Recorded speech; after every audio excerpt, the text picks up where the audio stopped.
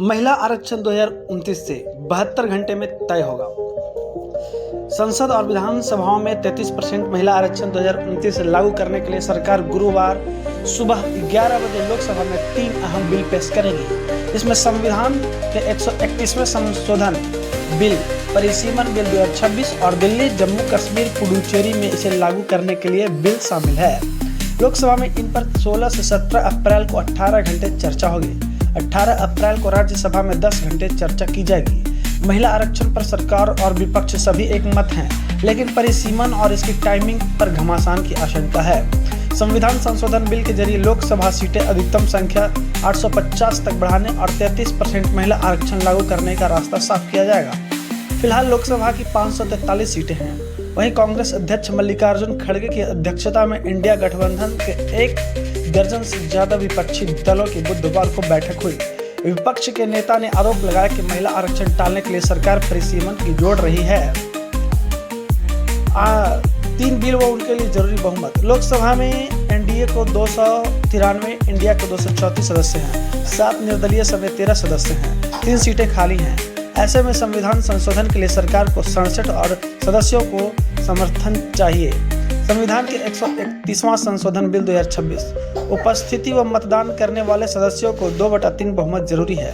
सभी 540 सदस्य मतदान करें तो 360 वोट चाहिए। परिसीमन बिल, यूटी संशोधन बिल, उपस्थिति और मतदान करने वाले सदस्यों का 50% से ज्यादा समर्थन यानी 272 होना चाहिए। एनडीए के पास 293 है। सरकार भर से विपक्ष। बसपा ने कहा 33% में SC/ST महिलाओं को अलग कोटा हो।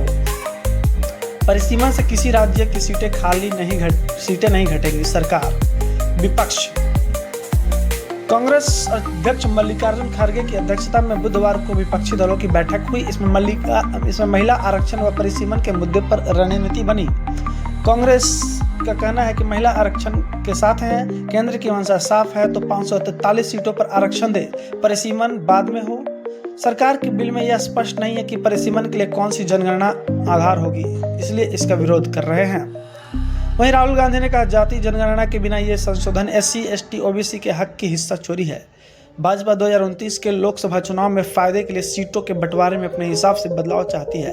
हम 2011 की जनगणना के आधार पर परिसीमन को मंजूरी नहीं होने देंगे। परिसीमन से जुड़े संवैधानिक प्रावधान कमजोर किए जा रहे हैं, जिसमें ताकत आयोग के हाथ में होगी, जिसकी नियुक्ति सरकार करेगी। असम, जम्मू कश्मीर में परिसीमन के दौरान सीटों की सीमाएं ऐसी बदली गई कि राजनीतिक संतुलन प्रभावित हुआ। कहीं 25 लाख मतदाता है तो कहीं 8 लाख, कहीं 12 विधानसभा सीट है, कहीं सिर्फ 6 सीट रखी हैं। वहीं मायावती आरक्षण के साथ है पर 33% कोटे से SC/ST OBC के लिए अलग कोटा मांगा है। सरकार ने कहा कि विपक्ष से 2029 से लागू करने की मांग कर रहा था, अब भ्रम फैला रहा है। सरकारी सूत्रों के मुताबिक परिसीमन के बाद सभी राज्यों की लोकसभा सीटें करीब 50% तक बढ़ेंगी। मौजूदा अनुपात को बरकरार रखने की कोशिश करेगी। संसदीय कार्य मंत्री किरण रिजिजू ने कहा कि सभी दल अपनी आशंकाएं सुझाव रख सकते हैं। चर्चा से पहले भ्रम फैलाना उचित नहीं है। 2023 में जब नारी वंदन एक्ट पारित हुआ तब विपक्ष ने 2029 से लागू करने की मांग की थी। अब परिसीमन और टाइमिंग पर भ्रम फैला रहे हैं। दक्षिण को नुकसान की आशंका पर सरकार ने कहा कि किसी की हिस्सेदारी कम नहीं होगी और प्रतिनिधित्व अधिक संतुलन होगा। सीटों की बढ़ोतरी मौजूदा सीटों के अनुपात के हिसाब से होगी। जैसे तमिलनाडु की 39 सीटें बढ़कर 58 और केरल की 20 सीटें बढ़कर 30 हो सकती है। इन संशोधन के लिए 7 आर्टिकल 55, 81, 82, 170, 330, 332, 334A में प्रावधान दिए गए हैं। इससे लोकसभा सीटें बढ़ाने की परिसीमन की प्रक्रिया तय की जाएगी।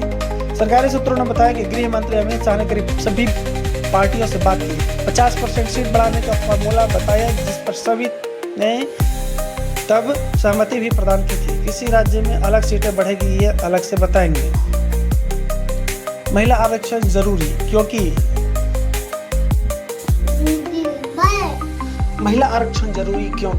जहां संसद में महिला 30% से ज्यादा, वहां भ्रष्टाचार कम है। दूसरा है महिला पुरुष भागीदारी बराबर हो तो GDP 27% बढ़ेगी। तीसरा, महिलाओं के खिलाफ अपराधों की रिपोर्टिंग 44% बढ़ती है।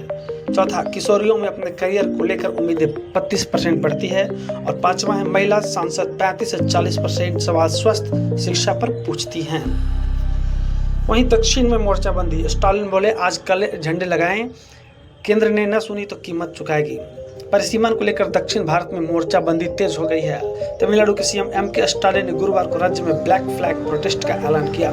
स्टालिन ने बुधवार को डीएम के सांसदों और जिला सचिवों की आपात बैठक बुलाकर राज्यव्यापी आंदोलन का आह्वान किया। कहा कि ये तमिलनाडु व दक्षिण के ऐतिहासिक अन्याय है। केंद्र ने बात नहीं सुनी तो भारी कीमत चुकानी होगी। केरल के सीएम पीएनआरआई विजयन ने कहा कि यह कदम संघीय ढांचे के कमजोर करेगा और दक्षिण राज्यों की राजनीतिक आवाज को दबा सकता है। कर्नाटक के डिप्टी सीएम शिव कुमार ने कहा इतना बड़ा संवैधानिक बदलाव सभी दलों की सहमति के बिना नहीं हो सकता। तेलंगाना के सीएम रेवंत ने दक्षिण राज्यों के सीएम को पत्र लिखकर परिसीमन पर साझा आवाज उठाने की मांग की। तो फिलहाल के लिए इतना ही। अगर वीडियो अच्छा लगे तो हमारे चैनल को लाइक शेयर सब्सक्राइब जरूर कर लें। मिलते हैं अगले वीडियो में। धन्यवाद। जय हिंद, जय भारत।